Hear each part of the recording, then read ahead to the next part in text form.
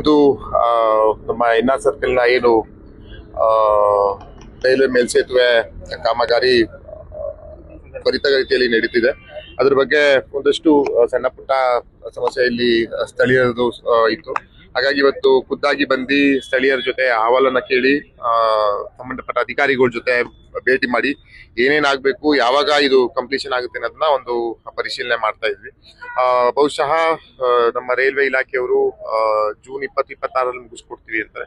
ಅದೇ ನಾನು ಇನ್ನೊಂದ್ 2 ತಿಂಗಳು ಜಾಸ್ತಿ ಆಗ್ಬೋದು ಅಂತ ನಾನು ನಿಮ್ ಮುಂದೆ ಹೇಳ್ತಿದ್ದೀನಿ. ಯಾಕಂತ ಹೇಳಿದ್ರೆ ನಾವು ಜೂನ್ 26 ಅಂತ ನಾವು ಫಿಕ್ಸ್ ಆಗೋದಕ್ಕಿಂತ ಹೆಚ್ಚಾಗಿ ಸಣ್ಣ ಪುಟ್ಟ ಯಾವ್ದಾದ್ರು ಅಡೆತಡೆ ಬಂದ್ರು ಇನ್ನೊಂದ್ 2 ತಿಂಗಳು ಅದಾದ್ಲಿ ಅದು ಮಳೆಗಾಲದ ನಂತರ ಸಂಪೂರ್ಣವಾಗಿ ರೈಲ್ವೆ ಮೇಲ್ಸೇತುವೆ 2 ಭಾಗನು ಓಡಾಡ್ಲಿಕ್ಕೆ ನಾವು ತೆರ್ ಮಾಡ್ಕೊಡ್ಲಿಕ್ಕೆ ಎಲ್ಲಾ ರೀತಿಯ ಅನುವನ್ನ ಮಾಡ್ಬೇಕಾಗ್ತದೆ. ನಮ್ ಜವಾಬ್ದಾರಿ ಕೂಡ ಆಗ್ತದೆ. ಜೊತೆಗೆ ಈಗಾಗಲೇ ಗರ್ಡರ್ಗಳು ಏನು ಹುಬ್ಳಿಯಿಂದ ಬಂದು ಈಗಾಗಲೇ ಫ್ಯಾಬ್ರಿಕೇಶನ್ ಆಗ್ತಾ ಇದೆ ನಮ್ಮ ಕೋರ್ಟ್ ಹತ್ರ. ಅದ್ರದ್ದು ಮೇಜರ್ ನಮ್ಗೆ ಕೆಲಸ ಇದ್ದಿದೆ.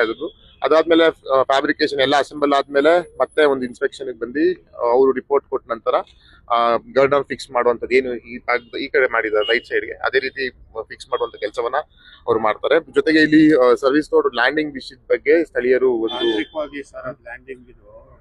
ಈಗ ಅದು ಅಲ್ಲಲ್ಲ ಈಗ ಅದು ಆಗ್ಲೇ ವಾಲ್ ಹಾಕಿ ಕೆಲಸ ಮಾಡ್ಬಿಟ್ಟಿದ್ದಾರೆ. ಅವಾಗ ಮಾಡ್ಬೇಕಾದ್ರೆ ನಾವು ಮನವಿ ಮಾಡಿ ಅಟ್ಲೀಸ್ಟ್ ಗಮನಕ್ಕೆ ತಂದಿದ್ರೆ ಮಾಡ್ಬೋದು. ಈಗ ನಾನು ಅದನ್ನೇ ಫೀಸಿಬಿಲಿಟಿ ಚೆಕ್ ಮಾಡಿ ಅಂತ ಒಂದು ಲೆಟರ್ ಸಹ ಕೊಟ್ಟಿದ್ದೀನಿ.